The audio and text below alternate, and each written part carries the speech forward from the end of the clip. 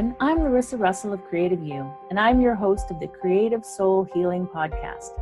Here's where we talk about the connection between creativity and healing by interviewing amazing creatives, spectacular healers, and inspiring people who have used creativity in their healing.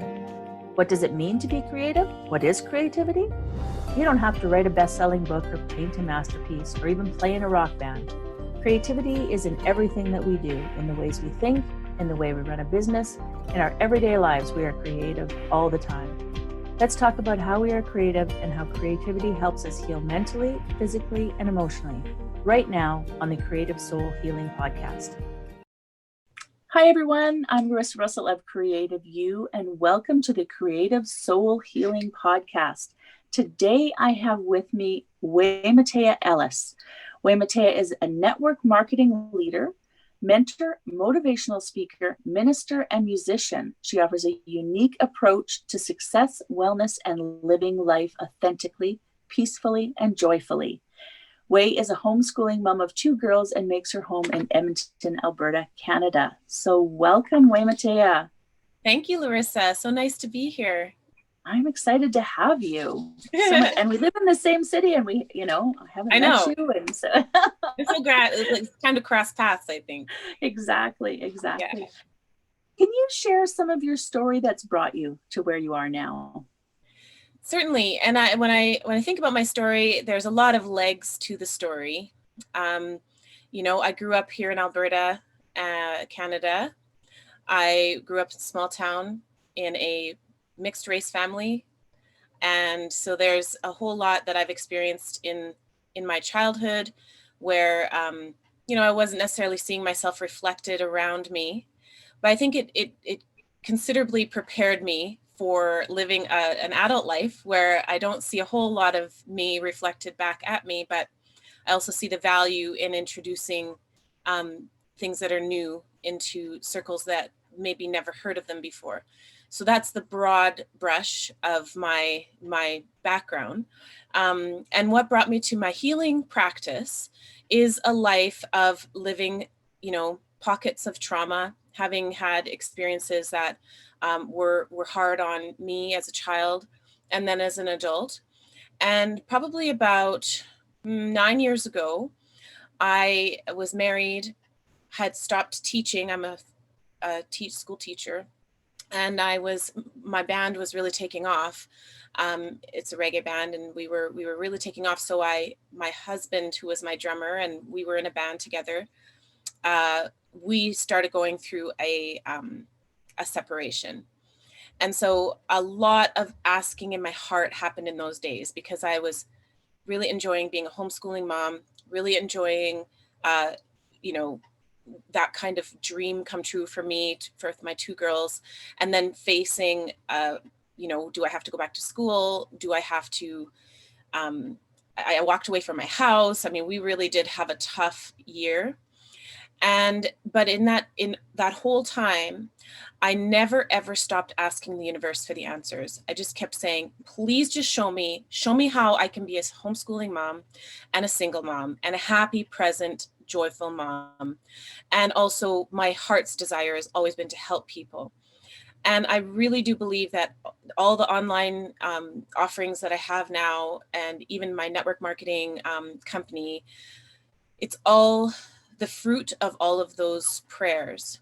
And there was a time that I was doing a ministry program where I was actually on a call in that dark time. And I was sitting on the call, this international call of all these beautiful, students around the world. And I just felt so shut down and so lost. And I remember being on the call, and it was just like my sweating and anger, and literally just felt like I was doing this, right? I probably was doing this, like covering my head with my blankets just on the phone. And something made me press 1 to say, I'd like to put my hand up. And our director said, yes, Waymatea, do you want to share? And I said, yeah, I'm feeling like I actually have nothing to offer. I don't know if I belong here. I'd like to be a person of contributing to the calls or having a spiritual experience, but all I'm doing is finding myself, my life is just spiraling down and down and down. And I just honestly don't even know why I'm here. And there was this silence. And then she said, Waymatea, I want to thank you for sharing exactly why we have this community.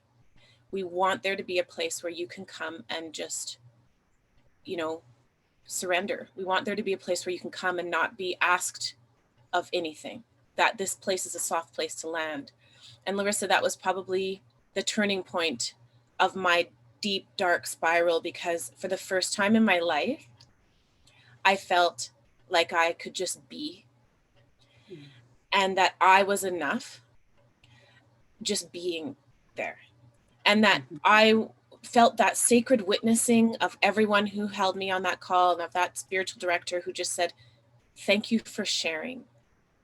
So that's when I had a turnaround, and I made up my mind to start offering that into my community, a place for women to land and be. And that magic sacred witness moment is life-changing it was for me, and it is for so many other women. So that's how I came to be offering all of the things that I offer now. Oh, I love that. And it's quite often so true that we have to sort of reach that pit first, right? Mm-hmm. That bottom of the barrel type of thing before we can start to come back out. But quite often there is that pivotal moment, that one thing that we remember. And yeah, what a beautiful story though. Thank you. So what does healing with creativity mean to you? Well, it means to me that we all have inside of ourselves a direct dial-up to creation, and that we can all be creative when given that door open, or those keys, or those tools. So healing for me has been an act of creativity, because I actively wrote letters to the universe. I actively spoke things into truth. When we didn't have enough food in the fridge, I was so happy and grateful for the abundance of food. I mean, I just live this. I live it all day.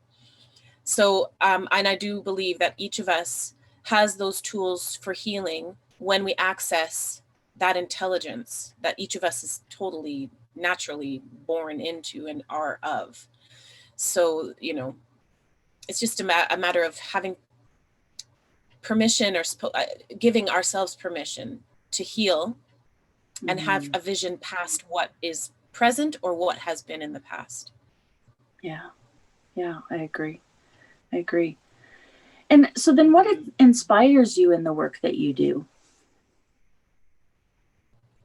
You know, I love the look in someone's eyes when they feel that truth.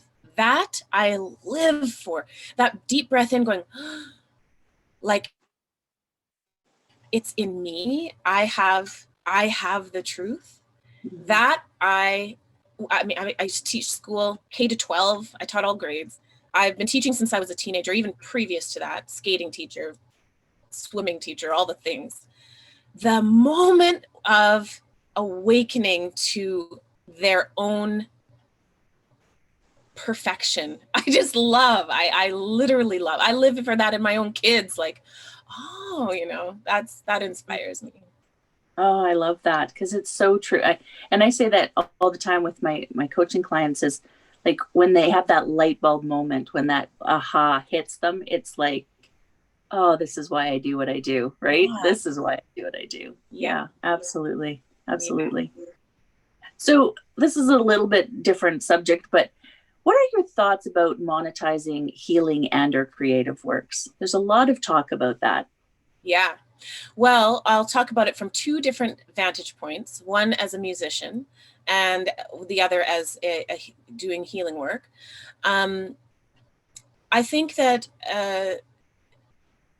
we're given a gift in music, for example. I have this like joy of sharing the music. I love it. I love getting on stage. I love the exchange of energy. I love what happens in this beautiful 45-minute set can be transformational for me, and also the audience. What's this beautiful thing that the band all takes part in and everything.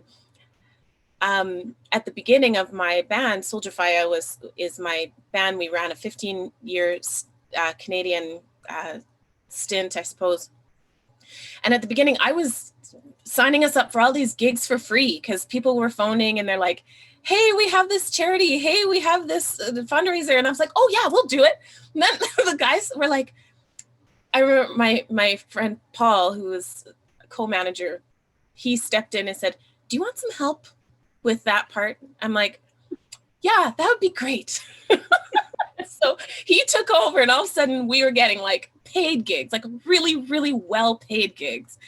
And I mean, it was something that I would have, it was the difference between being an amateur and a professional, but it's also just the difference between believing that what I had to offer was of value and, or whether or not I just really wanted people to hear it or experience it.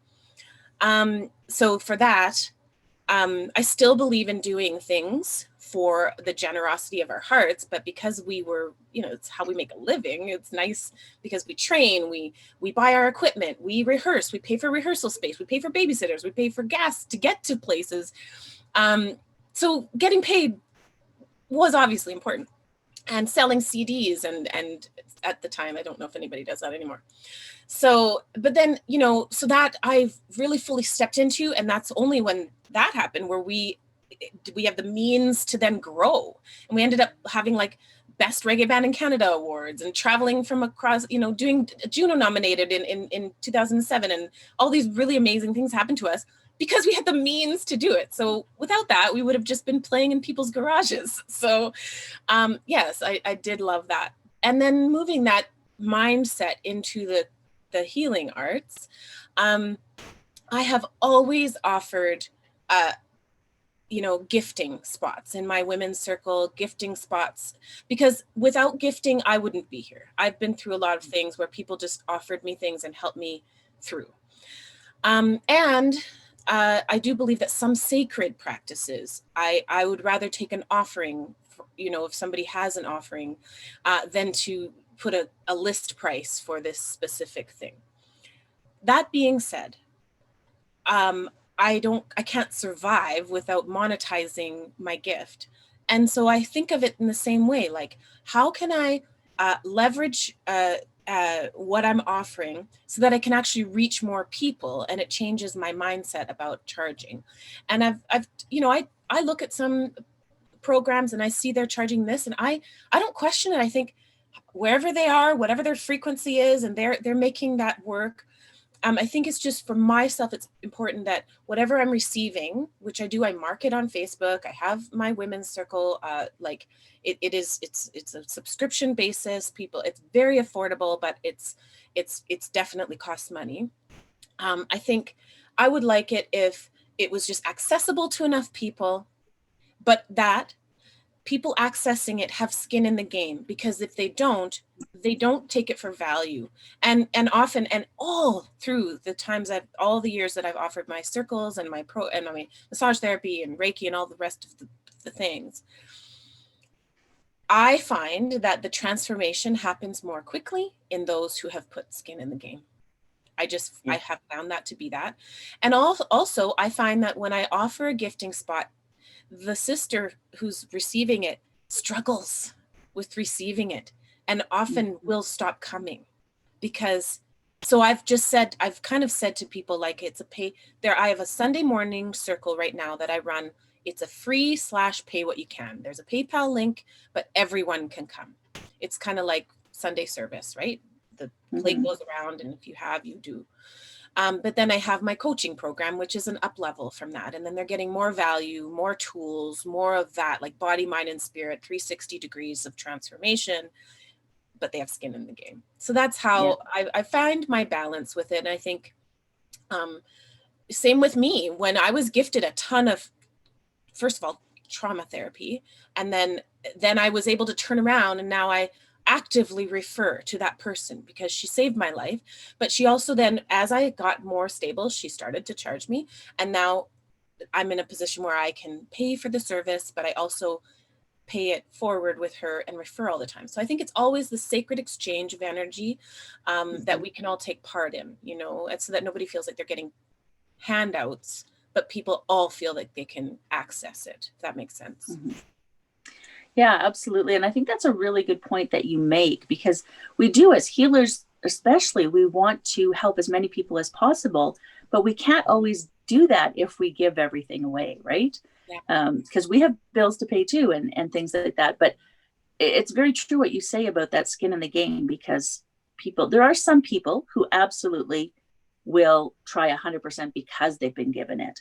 But the majority, it's some sort of mindset that Mhm. it's free, it doesn't have that value, right? And Mhm. so, yeah, it's very interesting. Or it's free and there's a little bit of like, I wish that I could pay it, and then it's like that conversation of guilt, and because I do have a lot of women who really value it, but then they think, I don't know if I qualify for it because I haven't Yeah. paid for it. So it's like, even just like, I used to take food bank offerings as a payment, or anything that could just have them bring it, because then there's that exchange, and the divine or energy, or however you see all of that, feels the exchange, and then the person can receive the healing, right? Mm-hmm. So yeah, Yeah, definitely. because if you don't feel like you're valued, like, Mhm. the person who's receiving the free offering, if they don't feel like they deserve it, Yeah. then yeah, then they're not going to get the full benefit of it either, are they? So, yeah. And I just want to add one more thing. One other way of payment that is some people don't really realize, and this is my direct selling company coming out in me, like my leadership in there. A referral is a payment. Like, Mm. if a person is not monetarily able to contribute, referring people is huge, right? Just word of mouth is Mm. major. So there's so Yeah. many ways to exchange and receive. Yeah. Yeah. I love that. Referrals are so important. So, yes, I Yeah. do. Oh, Yeah, so definitely. what would you say is the creative healing modality that you use the most for yourself? Words written. I have, ever since when I was a teenager, I was a suicidal teenager. I had a lot of issues. I had a lot of challenges. And somebody, when this was 1987, 88, a friend, a member of my family handed me an Abraham Hicks cassette and said, here, have a listen. And then she handed me another one. Then she handed me another one. And I learned really early that I had agency in my own life. So I have been writing since then. Everything I've accomplished with my band, even to the crowd size. Like, I remember writing, I think I wrote like, I'm so happy and grateful now that we've played for a crowd of 60,000 people. I could pick that number. That's the largest crowd I've ever played for. Literally that number. So I have always watched the written word, what I feel. I do it every single day. I have a book right here. I've written my 5-year vision statement of myself. It's like, I don't know, 10 pages long. It's a day in the life of me, as if I'm writing in the diary of myself 5 years from now, with all the things that I'm creating. That's my favorite mode, because it's so tangible, because then I can look back and I can say, look, I actually wrote. My direct selling company is Neora. I sell anti-aging skincare. In my letter, 22 pages to the universe, on August 11th, 2015, I wrote, I'm so happy and grateful now that there's a way that I can look good, that I look younger, I feel good, and that I'm making money from home. And literally that just landed in my lap. So words are power. And so speaking truth into our lives, I feel like it's one of the most accessible to everyone mode of creativity that there is. Yeah. Yeah, it's so true. And I talk about that a lot with my coaching clients too. And those affirmations and the language we use and the stories we tell ourselves. And so constantly reinforcing those messages to ourselves that are changing things. But writing things down makes such a difference, right? Because words in your thoughts and words that you may speak aloud can be very fleeting, come and go. Yeah. You write them down, they're there. Yeah. And then you can go back to them. And yeah. And then there's no absolutely. arguing. And there's no arguing. Look back and say, I made that. I did that. So what would you say you're the proudest of in your life? I am the most proud of my parenting relationship with my children.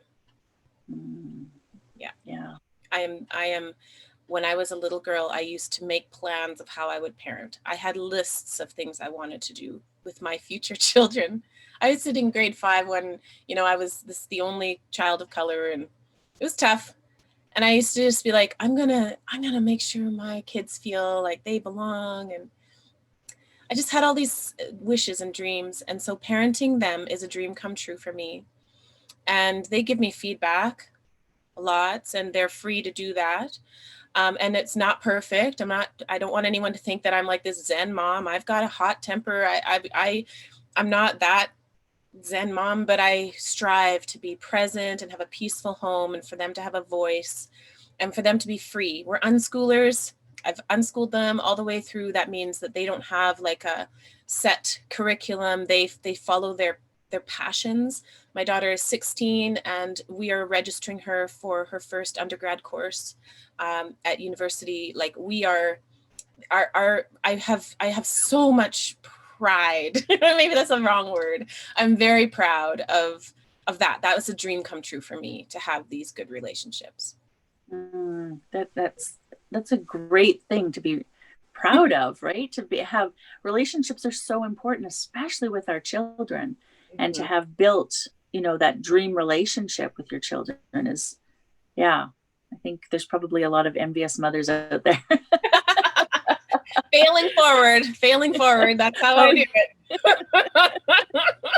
And stay in the heart, right? Just staying in my heart, and being open to receiving their feedback. Like my eldest is very astute. Like she's very observant. She's pretty cool on the surface. A lot goes on underneath.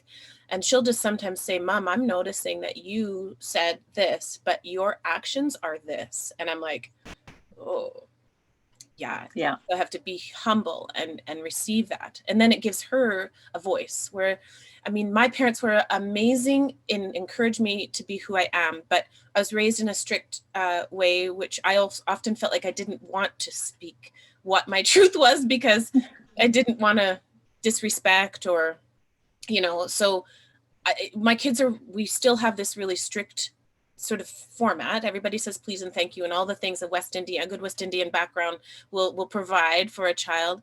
And also I just really value, they're not in the school system, and this is not against teachers or anything, it's just the system that formed me to be really obedient and to not question. So I really wanted them to have the best of all of that, a loving relationship, and also freedom to discover themselves, Yeah. It's interesting that you say we've seen so many changes this year with COVID and everything, and thinking about the obedience, right? And kids in school, and now that kids are out of school, it's really, they don't know where their place is. I know. And as you know, my partner's a teacher, and I also have grandkids that are in the school system, and trying to teach them to have a voice. I know. In the school system is really hard. But then there's benefits of the school system, and we could go on and on about that. Absolutely. But that's a whole different call. We should do that, because I would love to talk about that. We absolutely could. Yeah. But yeah, that learning to have a voice right now, and this year, I feel like there's this struggle with people who want to have a voice, because things are changing, but they don't really know how to do that because they haven't been taught that. Yeah. So I think, teaching your kids that from a young age, whether in school or not. I've always been taught to have a voice. That was one thing I would say of my narcissistic, sociopathic father. The one thing he did teach me was I am no less important than anyone else, right? So I have a voice, and I should use it. And so I do. But that is not the norm. That is not the norm. So especially for women, for women. Yeah. And I think that, I was lucky because my parents both always put me, like I was the firstborn, and I was always performing, and I was always like, my dad would open up the garage on a Sunday morning in small town Alberta and we would have steel band practice, on a Sunday morning. So we were just raised to be like, we're loud and we're proud. And also, but he also used to say, you're going to have to work harder than everyone else. Just please know that you'll have to work harder. And so I just, I feel grateful for that.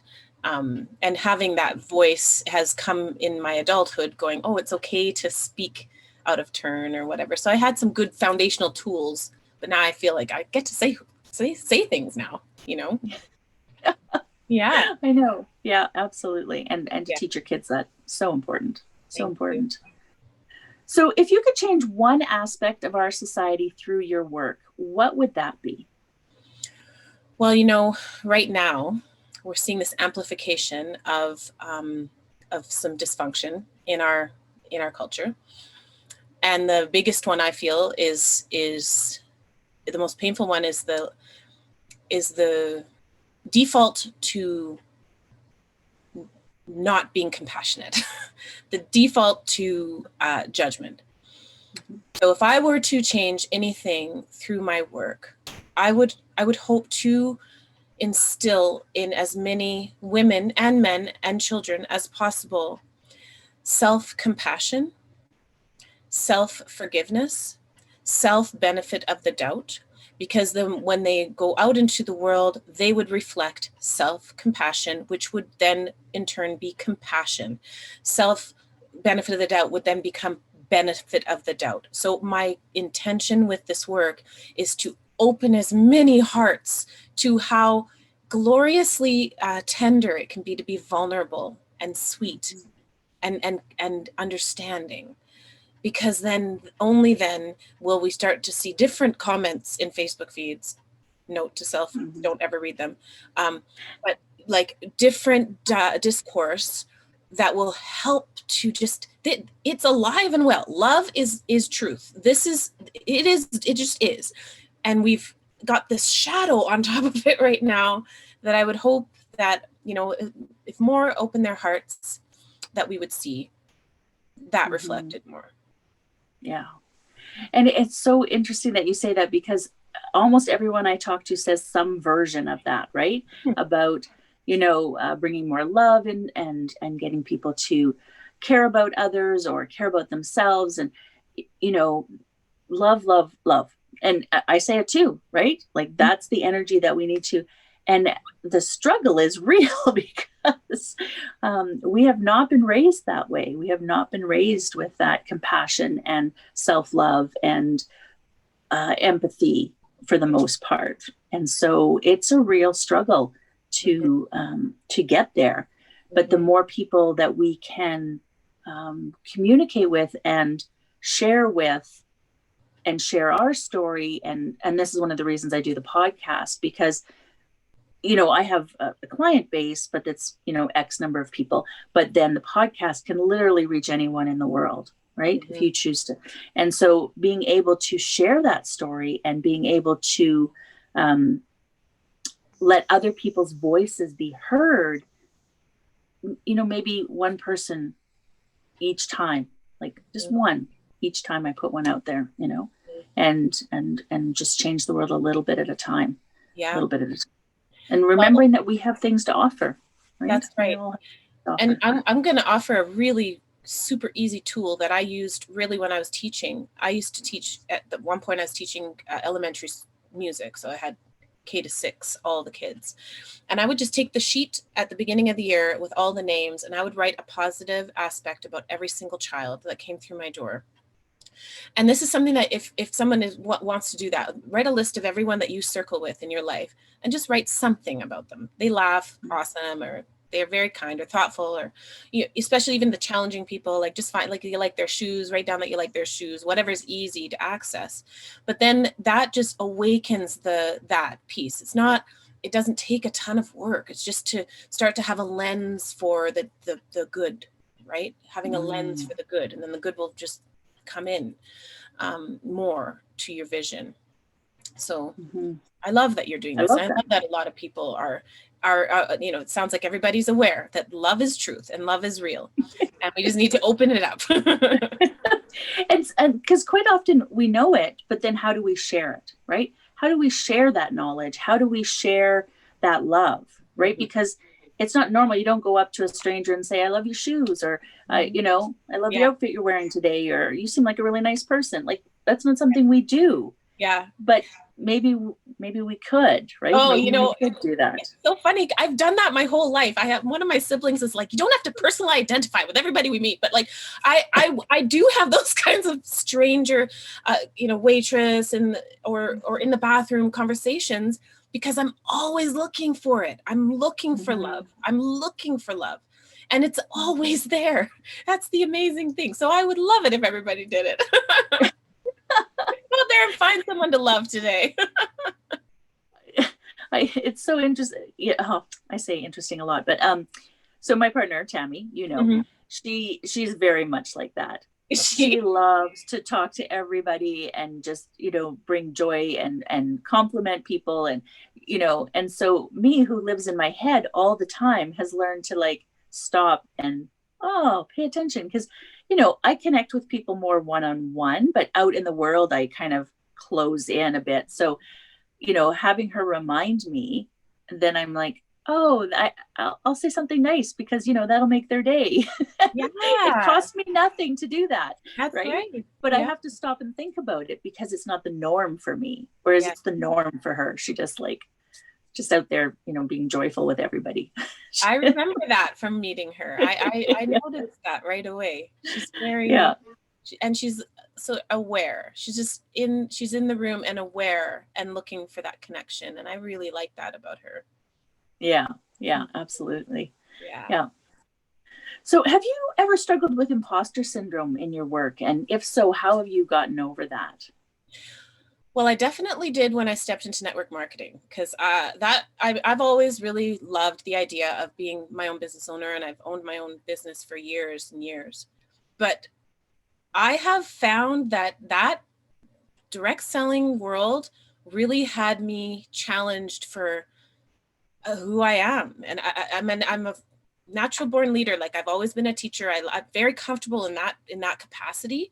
But for some reason, that one just, for me, I'm 4.5 years in. I'm having a good time. Like, I earned my car and all the good stuff. Like but I still, even last night I had a conversation, like, I tend to defer, you know, if someone's asked me to step into leadership, this kind of conversation, I'm not nervous at all, but in that capacity, I'm shaking. I'm like, really.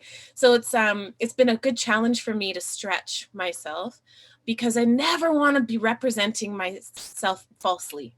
I always want to just really be real. And so what I've learned to do is to just speak it. I'll be training and I'll be like, this makes me uncomfortable, or I'm out of my comfort zone, or this is something that's new for me. And I think that just makes it maybe a little bit more accessible to people who aren't naturally teachers, aren't naturally outgoing, or want to be, out front in the spotlight or on the microphone. So definitely that has been maybe the best journey for personal development for me, and just really stepping into like this other version of myself where I'm like, I'm proud to grow in public. Like, it's a good practice for sure. And whenever we sort of step out of that comfort zone, we do grow, right? We do allow ourselves to grow. And I encourage that in everyone I work with, like, try something new. But yeah, be real about it. You acknowledge that you're afraid, or acknowledge that this is out of your comfort zone, but still do it, still try it, still, you know, because that's how you become comfortable with it.